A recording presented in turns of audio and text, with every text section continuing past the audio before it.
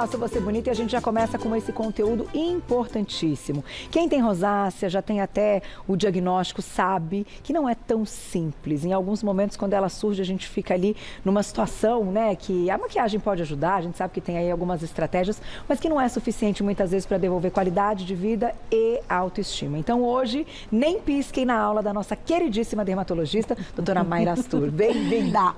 Oba! Gostei, Adoro. vamos ter uma aula. Uma aula, até porque a gente tem aqui todas as classificações, a forma de apresentação, e falar de rosácea é sempre muito atual. E eu acredito, doutora, e já me diga se a gente pode começar dessa forma, essa época do ano, falando de verão e do calor que a gente tem vivido, pode interferir em quem tem rosácea. Com certeza, porque o calor e as variações de temperatura, na verdade, são gatilho para desencadear ou para piorar, caso a pessoa já tenha rosácea. Então, como nós estávamos conversando agora há pouco, o importante é primeiro se ter um diagnóstico. E como é uma doença, você vai tratar com um médico. Sem certo? dúvida, Procure um dermatologista da Sociedade Brasileira de Dermatologia, porque o quadro ele se confunde, né? Se confunde com acne, se confunde com dermatite perioral, com alergias. Então, muitas pessoas sofrem por anos a fio sem saber o que tem. Que é rosácea. E tratando de um jeito todo errado, porque é uma pele que reage a tudo. É verdade, né? a Uma pele sensibilidade sensível.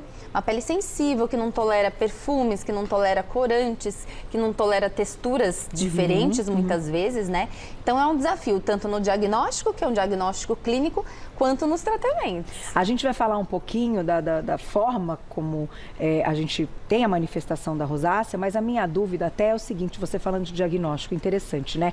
Pode se confundir com outras coisas, mas a rosácea, ela parece um caso muito pontual, que vem o gatilho, ela acontece e depois ela some. De repente você marca uma consulta e quando você chega na consulta, a rosácea não está mais lá, doutora, você me entende dizendo isso? Sim, isso é super comum. Então, às vezes o paciente chega no meu consultório, Mayra, ontem estava inteiro vermelho, hoje está perfeito, só porque eu vim aqui.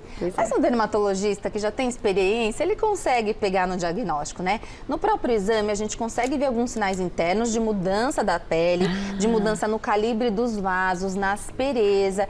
Então, ou a gente fecha o diagnóstico na hora, ou a gente começa a observar de uma forma mais amarrada, porque às vezes sim, demora às vezes anos para a gente conseguir ter os sintomas todos para fechar o diagnóstico. E o que leva, então, ao quadro, né, doutora? Independente da forma como vai se manifestar, e já já a gente mostra aqui as regiões, né, que podem ser afetadas, enfim, essa vermelhidão, mas está diretamente ligado ao quê? Então, é uma doença inflamatória, a medicina ainda não consegue explicar ao certo, mas a gente sabe que tem uma base genética e tem alguns fatores de gatilho. Então, é uma inflamação que normalmente está relacionada a alguns ácaros da nossa pele. Atualmente também sabemos que existe influência das bactérias da nossa flora intestinal. Olha só. Então, realmente, o que a gente come nos define, né? Sim. E tem alguns fatores de gatilho. Então, por exemplo, pode piorar com temperatura alta. Então, seja tomando sol, seja numa academia, seja mexendo num forno. Então, tudo que mexer com temperatura, alguns alimentos. Então, pimenta, coisas mais condimentadas, chocolate. E aí, cada um tem uma predisposição individual. Entendi, que tem que observar mesmo, Tem que né? observar. Ingesta de bebida alcoólica. Então, existem muitas coisas que podem funcionar como fator gatilho. E o estresse. O estresse. Então, situações às vezes embaraçosas, né? Nos denunciam. Então, às vezes a gente quer estar lá plena num evento de trabalho, numa festa, e a pele começa a ficar toda vermelha. Porque essa questão emocional e até um nervosismo momentâneo também pode trazer. Exatamente. O Então, quadro. é um problema que altera a qualidade de vida de verdade. Sem dúvida. E começa leve e vai avançando se a gente não trata, se a gente não para a evolução da doença. Ela evolui. Evolui. Vamos mostrar um pouquinho, então, aqui os exemplos que você trouxe, porque quando a gente fala de rosácea, tem aquele caso clássico do livro, que vocês chamam assim na medicina, e pode ter variações. Isso. Então, normalmente ela começa leve, começa com um quadro só de vermelhidão. Então, é aquela pessoa que tá tudo bem hoje, mas de repente, por algum fator de gatilho, a bochecha fica toda vermelha, muito corada. E é um vermelho que destoa, é uma vermelhidão que chama a atenção das outras pessoas, né? Alguns pacientes podem sentir desconforto, queimação, a pele fica ardida, fica dolorida, fica quente. Fica quente. Isso. Tá. Aí, com o passar dos anos, se a gente não trata, essa vermelhidão começa a ficar constante. Então, aquela pessoa que parece parece que está com blush dia e noite. Por causa da vasodilatação. Então, os vasos do rosto, eles aumentam de calibre e quem te olha vê que você está vermelha o tempo todo. Entendi. Evoluímos para a fase pápulo-pústula, a gente vai ter um quadro muito parecido com espinha. Então, aquela acne vulgar, ou às vezes com dermatite perioral. É aquela pessoa com 30, 40 anos que você fala, nossa, ainda está com acne. Entendi. Às vezes não é acne, às vezes é rosácea. E sempre nessa região que forma asa de borboleta? Normalmente sim.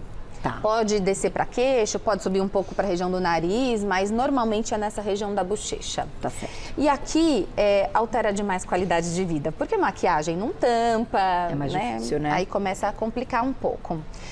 Enfim, não tratamos, o quadro pode evoluir para rinofima, que normalmente atinge mais os homens. Então, existe uma hipertrofia de glândula sebácea do nariz. Então, a pele fica mais grosseira, fica aquele vermelhidão o tempo todo também. E o nariz, às vezes, aumenta de tamanho. Nossa! E, por último, a rosácea ocular, que já é um quadro um pouco mais extenso. E as pessoas também confundem, porque qual paulistano que não tem? Olho seco, sim, coceira, né? Sensação de areia no olho, desconforto, vermelhidão. E esses podem ser também sintomas da rosácea ocular. Sintomas de rosácea. Então, a pessoa pode ter rosácea de pele, que evolui para uma rosácea ocular, ou muitas vezes abre o quadro com rosácea ocular. E sem ter as asas de borboleta. E depois começa a ter manifestação na pele. E aí a gente recorre aos oftalmologistas. Também. Para nos ajudar no tratamento e diagnóstico. Multidisciplinar, então. Exatamente. Eu não sabia dessa rosácea aqui ocular, interessante. E pode atingir um grau relativamente grave, que altera a visão, então é complicado, a gente não pode deixar chegar nesse ponto. E de certa forma, aqui você colocou a questão dos homens, mas a gente está falando de um problema que é mais comum em mulheres. É mais comum em mulher, mas sim, tem E faixa homens. etária, doutora? Normalmente fase adulta, né? Então se inicia em torno de uns 25, 35 anos, mas pode começar daí para frente com qualquer idade. E tem alguma relação com a cor da pele, né? Enfim, é mais etnia? frequente em pessoas com pele clara, mas hoje em dia a gente pode ter em outros tipos de pele também. Também. Tendo então essa manifestação e essa sensação do calor, do desconforto e um pigmento a mais, tem que ter um alerta. Exatamente. Sinal de alerta. Vamos colocar já perguntinhas do público? Quem escreveu pra gente? Olha lá na tela. Obrigada, Jéssica. Um beijo pra você. Não tenho rosácea, porém, quando tomo bebida alcoólica, aparece. É normal? Então, aí a gente tem que examinar pessoalmente, né? Inclusive, tem muito paciente oriental que tem essa questão da vermelhidão pós-ingesta de bebida alcoólica. Sim. E aí o que vai definir é se você tem aqueles outros sintomas ou aqueles outros sinais ao exame dermatológico. Né? E doutora, uma coisa importante, você citou que a gente pode às vezes confundir ali, o próprio paciente, claro, no momento que acontece, com uma alergia. E a gente sabe que quadros de alergia tem a sua gravidade. Então, tem alguma dica nesse sentido que, enfim, a pessoa tenha uma responsabilidade de procurar ajuda momentânea, sabe? Nesse sentido, quando a gente fala da alergia. Então, a alergia, ela é facilmente diferenciada de quadros mais crônicos pelo médico. Mas para você, como paciente, muitas vezes a gente fica no breu, né? Então, normalmente são pacientes que tomam antialérgico e não melhora, né? Passa algum creme calmante e não melhora, são quadros mais persistentes. Então, a alergia normalmente é uma coisa mais pontual. Tá certo. Tem mais perguntinha, Glaucia? Na tela, olha lá, aproveitei. Patrícia, beijo pra você. Perfume pode causar rosácea? Não, não é que causa, mas numa pessoa que tem essa hipersensibilidade e essa predisposição, produtos, inclusive cosméticos com corante, com perfume, podem desencadear uma piora. Por isso que também a gente sempre tem que escolher, quando eu vou montar uma rotina de skincare para esse tipo de paciente, produtos que... Vamos já falar deles, falar um pouquinho? São produtos específicos, então eles têm medicamento, como por exemplo, ivermectina dentro dos cremes, metronidazol dentro dos cremes, que vão atuar naquela questão do ácaro que eu te falei. Então, precisa de tratamento específico e hidratantes, calmantes, produtos que vão diminuir essa sensação de calor e de vermelhidão da pele. Sabonetes mais suaves, água termal que abaixa a temperatura da pele e já tem alguns óleos minerais que vão acalmar realmente. Então, para esse tipo de paciente, a água termal não é frescura, faz parte do tratamento. E no momento que a rosácea surge, o que pode ser feito? Então, Espirrar uma aguinha termal. Espirrar uma água termal, evitar maquiagem, perfume, evitar sol, aqueles alimentos que podem funcionar como gatilho, né? E proteger muito do sol. Então, aqui eu trouxe, inclusive, produtos de proteção solar com fator 50+. De preferência que tenham cor, fator 99. Então, quanto mais alto o fator de proteção, melhor, tá? Maquiagem também ajuda. E entrar com um tratamento específico. Certo. Que pode ser, se você já tiver o auxílio de um dermatologista, um tratamento via oral. Por exemplo, com antibióticos, com isotretinoína, com ivermectina via oral. Então, tudo isso ajuda a diminuir a gravidade da crise. Na crise, mas a gente está falando de um tratamento que ele é contínuo. Isso. Então, o paciente que tem a rosácea, para que não venha, não apareça, mesmo que tenha o gatilho, precisa estar com algo contínuo. Então, os tratamentos de skincare domiciliares, eles são contínuos, sem parar. Agora, os comprimidos, a gente pode usar tanto na crise, quanto para aquelas pessoas que têm crises com muita frequência, a gente faz tratamento crônico também. Então, alguns meses de tratamento via oral. Tá, entendi. Ou pelo menos com algum anti-inflamatório, algum antioxidante, como o ômega 3 que eu trouxe, mas também existem outras possibilidades de outros antioxidantes. Tá certo. Vou colocar mais perguntinha do público pra gente continuar por aqui. Tem caso, claro, tratamentos no consultório também. Na tela quem escreveu pra gente. Obrigada, Soraya, um beijo. Tenho rosácea. Qual o melhor tipo de maquiagem para usar diariamente para não piorar a pele? Então, o ideal é a gente optar por marcas que tenham uma pegada um pouco mais natural, né? Então, evitar aqueles conservantes que tenham como base formol, coisas irritantes, parabenos, marcas que optem por corantes um pouquinho mais naturais, né? E com uma textura mais leve, que não vai obstruir poro e tudo mais. E nem irritar, né? E nem irritar. Então, evitar os perfumados. E doutora, falando da questão da alimentação, você citou de prebióticos, probióticos, enfim, dessa ligação também que a gente sabe que pode ocorrer e que hoje são eficientes nessa parte da dermatologia para a pele, né? Ajudam muito.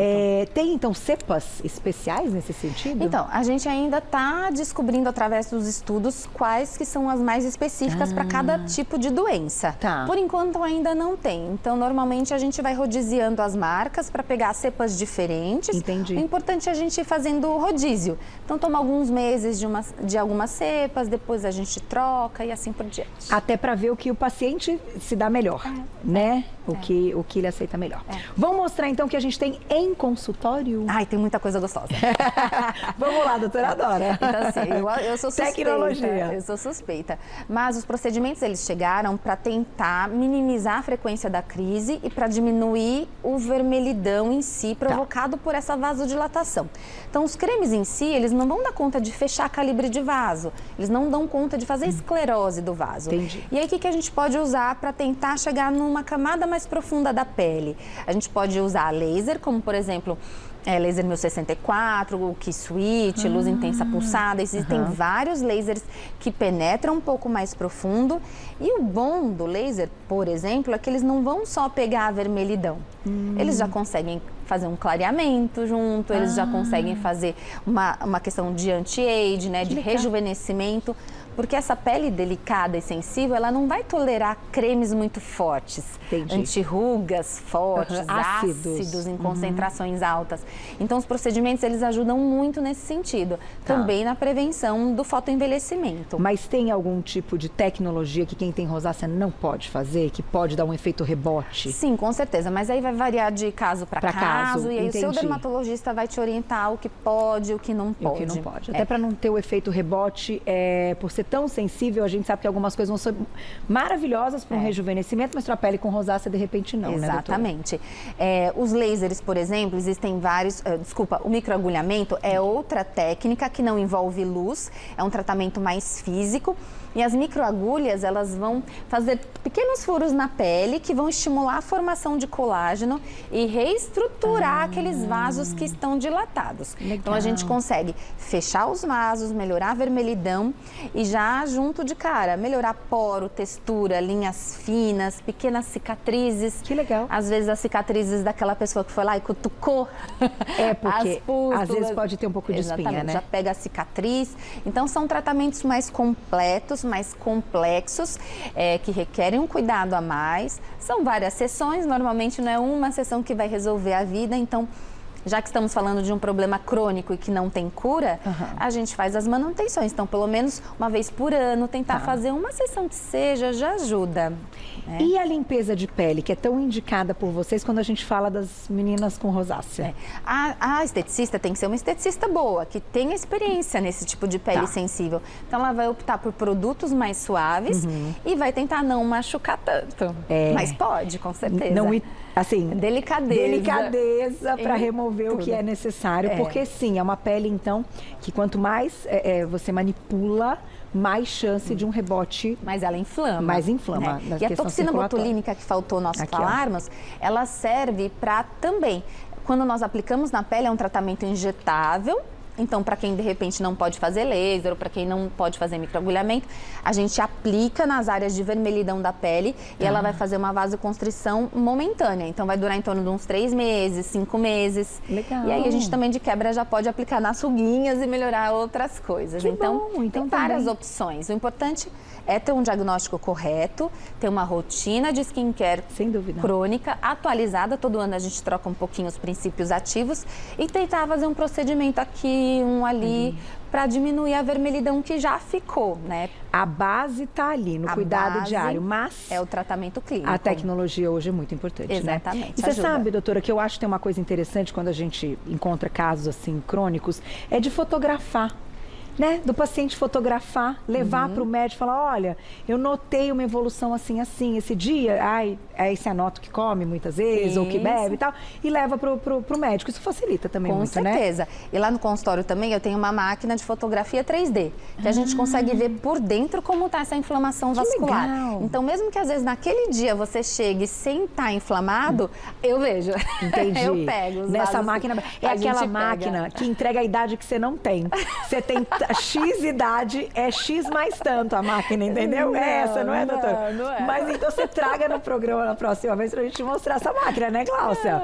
Porque a gente brinca que tem umas máquinas nos consultórios de dermatologista que elas dão a idade que a gente não tem. Claro, é uma brincadeira, tudo. né? A gente pega tudo. É assim que a gente cuida pra diminuir esse envelhecimento, mas a gente sabe que essas máquinas entregam bastante peso, doutora. Com certeza. Tem perguntinha pra você, quem escreveu pra gente, olha lá, dá tempo pra gente fechar. Camila, um beijo, obrigada. Já fiz microagulhamento e melhorou muito. Posso fazer botox e laser também? Com certeza. Então, como existem vários tipos de tratamento, a gente pode fazer um rodízio. Tá. Até para, de repente, ver com qual que você responde melhor. E é óbvio, se der para fazer um pouquinho de cada um, quanto mais sessões você fizer, melhor vai ficar. É isso. Vou agradecer nossa dermatologista querida que está de volta, a doutora Mayra Astur. Você encontra lá nas redes sociais. Ela é referência na área e o Instagram é o @Mayra_Astur. @Mayra_Astur. Tem todo o trabalho e o contato da doutora. Obrigada a você, viu? Beijo. Feliz ano novo. Obrigada para todos nós.